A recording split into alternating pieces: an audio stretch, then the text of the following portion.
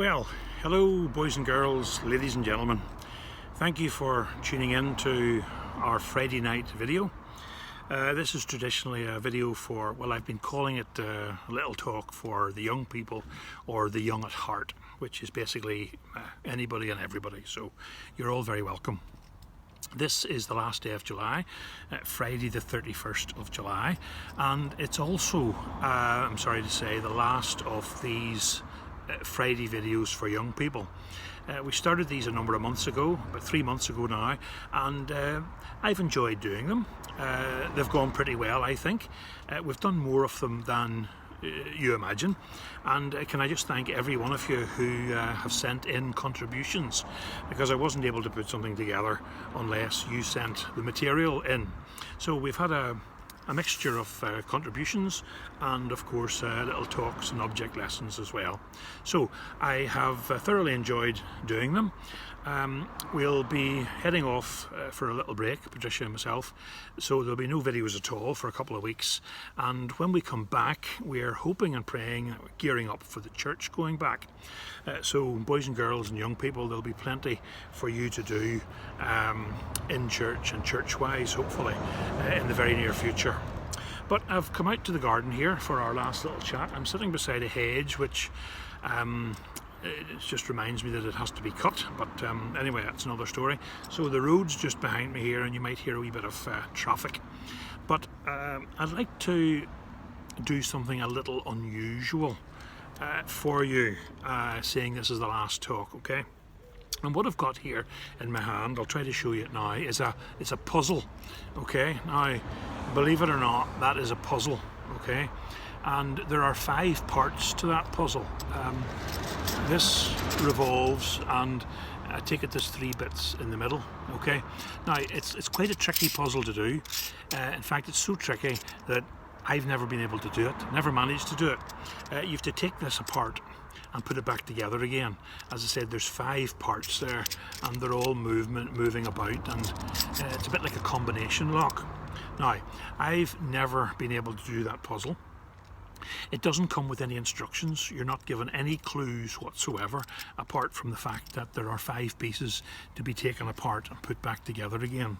Now, I've said I can't do this puzzle.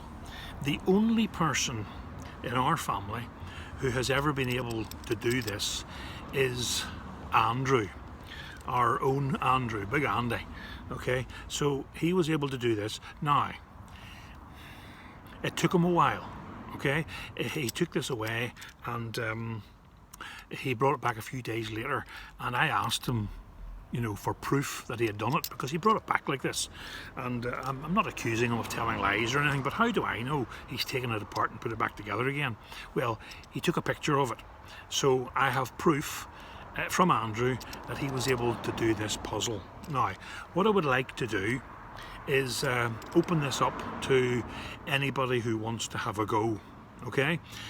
Hopefully the young people first, but when they're finished with it and have mastered it, maybe some of the older folk would like to have a go as well. It's quite simple. You just have to take it apart and put it back together again, and when you have the 5 pieces separated, take a picture so that we know that you really have done it. Okay, now, what on earth has that to do with any sort of a children's talk or a thought for the day? Well, let me just remind you, boys and girls, that God can do this to your life, okay? He can take your life apart and he can put it back together again in his own way, and he does it wonderfully. Now, there's actually a story about this in the book of Jeremiah in the Old Testament, Jeremiah chapter 18. We're told that it's not a puzzle that the Lord works with, but with clay. You know, the clay that you make pots out of? Well, the Lord is the potter. He's the person with the clay, and he can make whatever he wants. When you have the clay on the table before you, you can make all sorts of things, and it's up to the potter what he wants to make. And God can do that with us as well. He's the potter, we are the clay, and he can make out of us absolutely anything he wants. And sometimes what it involves is, quite simply, he has to take our life apart and then put it back together again. Okay? Now, sometimes it can be very tricky, very difficult to take somebody's life apart, because it means that sometimes they have to do things they're not used to. Sometimes it means they have to let go of things that they're fond of. You know, a lot of people who serve the Lord, for example, will tell you of things and people and ambitions and hopes that they've had to leave behind because the Lord has something else for them. He takes those things apart and then puts them back together again in a different way. We look just the same when he's finished with us, but as I said, our attitudes have changed, our circumstances have changed, and we can be used by the Lord to do wonderful things. So I want you all to think about that and be open to that. Okay, be open to the fact that the Lord may be working in your mind and your heart. Maybe you've some ambitions to serve him. Maybe you'd like to get involved in something that would allow you to serve the Lord, and it may be that he needs to prepare you. So there may be changes in your life before you're able to do that. But when you feel that happening, don't resist. He can be working in your life and you don't even know it. I'll probably tell you just a personal word of testimony, and you've probably heard this before, but I remember when I was young, my mother made me go to elocution lessons, verse speaking. I had to recite poems in front of people, and I didn't really like it very much. I had to go with my brother, and it went on an awful lot longer than I would have liked it to go on. But I have to say I got quite good at it, and a few certificates and medals in there that I won. But I went on from verse speaking, from saying poems. I went from there to reciting bits and pieces of Shakespeare. I was a bit older by this stage. And then I went from reciting Shakespeare to reading the Bible. And I had to read the Bible in public, in competitions. And that was when I had enough. I just said to my mother, enough's enough, I'm not doing this anymore. And I remember saying to her, I was about 12 or 13 at the time, I remember saying, Mum, when am I ever going to read the Bible to people in public? Okay, so I stopped. But little did I know that years and years and years after that, I would be doing exactly that. I would be reading the Bible in public every week to people, and the Lord was preparing me before I even knew what he was preparing me for. So keep that in mind, boys and girls.